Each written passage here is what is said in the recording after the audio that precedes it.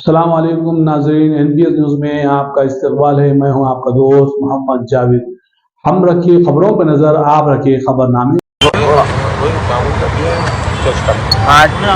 सदर मोहतरम रसूल मिल्लत अलहाज बैरिस्टर रफीकी साहब की कामयाब नुमाइंदगी के ऊपर जो उमरपेट के जो ब्रिज के ऊपर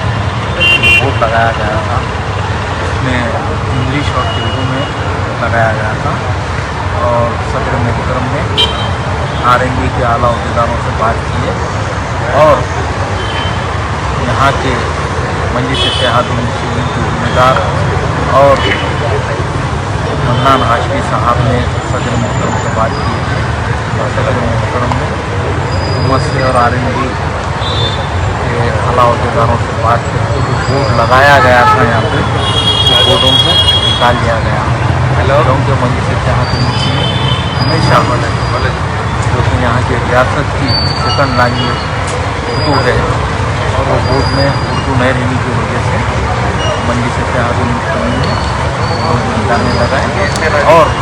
हुकूमत से और RMB डिपार्टमेंट से मजलिस इत्तेहादुल